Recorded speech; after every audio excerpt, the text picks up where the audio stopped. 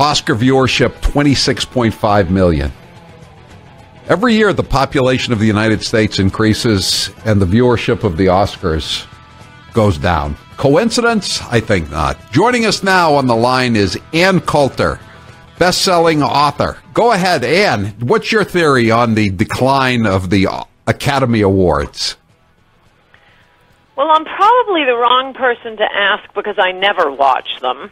I didn't even know they were on last night until one of my friends called me.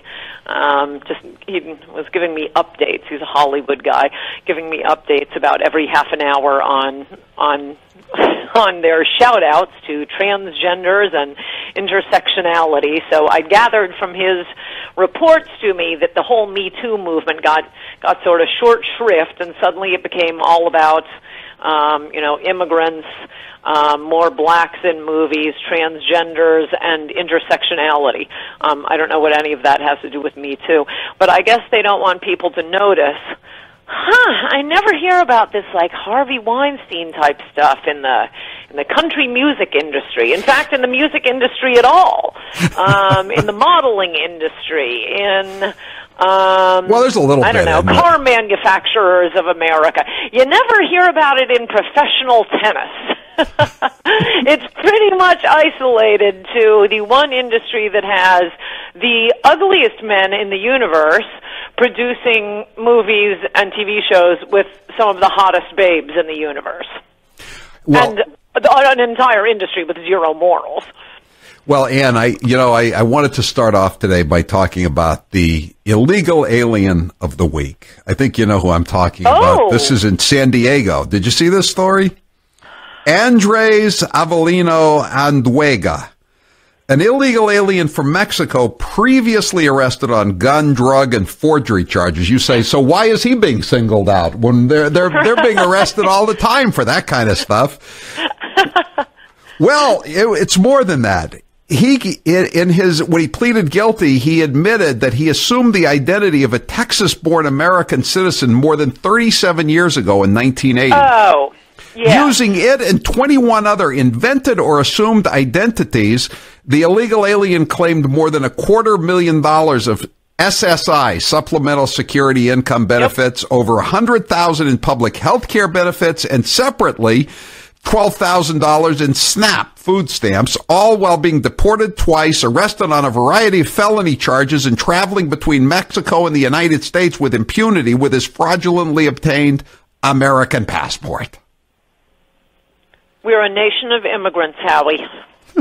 He was only... That's all they have to say to this nonsense. I mean, this is the world that has been created by immigration, where you have the open borders, alleged Republicans like Paul Ryan saying that's not who we are, to the idea that we should, we're all set on the third world here now. We can cut that spigot off for a while.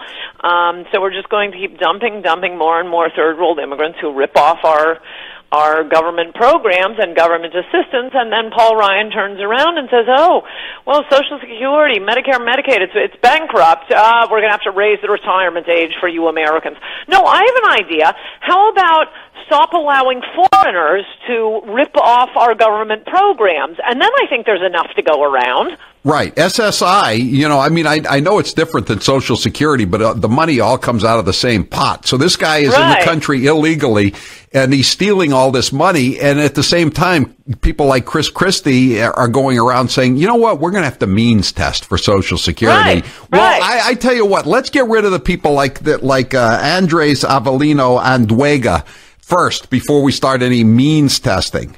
Listen to this. Let's American test for programs that are intended for Americans. Right. Let me read you some more. Americans paid into. And this is a special problem of immigration because we are intentionally bringing in people from not only extremely backward cultures, but cultures as different from ours as humanly possible. By and large, America was always one of the most honest countries. They do these rankings. You can look it up on Google. I haven't done it for a while, but they do rankings of countries by honesty. And it used to be that America was one of the most honest. That's how you can have all these big government programs and don't have to spend 9 cents of every 10 cents or 90 cents of every dollar, looking for fraud and thievery. But we're bringing in people from cultures where it is considered not dishonorable to steal from the government. Right. In fact, in some cultures, oh, whoa, that's cool. You ripped off the government for X amount of money. There, as I think I've told you before, in one of the very sick honor-killing stories in that magnificent book, Adios America, that was captured on tape because the FBI was watching the family for another crime. The guy can be the father who murders his daughter with a knife for dating a black boy at high school. He can be heard saying, "Oh, I love America. There's so many government programs to gain." Let me read you another paragraph here about this guy. He's the illegal alien of the week. Took $361,000 in welfare benefits. The Mexican illegal managed to get a California driver's license, a social security card, and a U.S. passport, all the while claiming to be Abraham Riojos, a similar-age Texan later found to be living in Florida and completely unaware that an illegal alien was using his identity to steal hundreds of thousands of dollars from the federal government. You know, the worst thing about it, Ann, is some people don't discover that their identity has been stolen until they get into their 60s and they apply for Social Security and they go down to the office to apply and they're told, "Oh, Mr. Riojos, didn't you already start collecting 5 years ago? And we're sending your checks to Tijuana." You know, I mean, this happens all the time. Yes, these are serious crimes, and Robert Mueller's worried about Russian bots putting together funny little rallies for and against Hillary Clinton. Yeah. And you know, I got another story here, which is a related story. It's from the U.S. Department of Agriculture.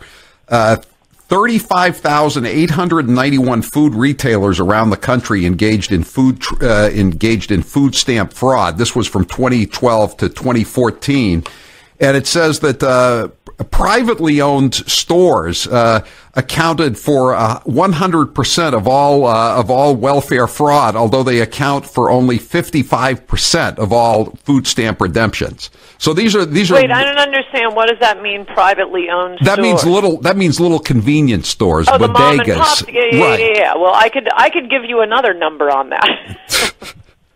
Put in on Nexus food stamp fraud and the word Muhammad, and your computer will explode. Of the 35,891 food retailers that were engaged in food stamp trafficking, only 30 out of 36,000 were supermarkets, and only 42 were large groceries. By contrast, 26,000 were quote unquote convenience stores.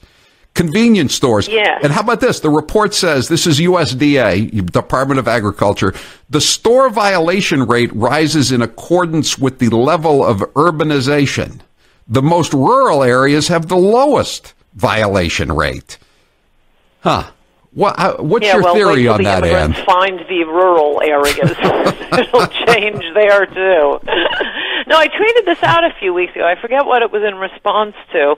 It may have been some idiot, generally Republican, saying we have to raise the retirement age for Social Security or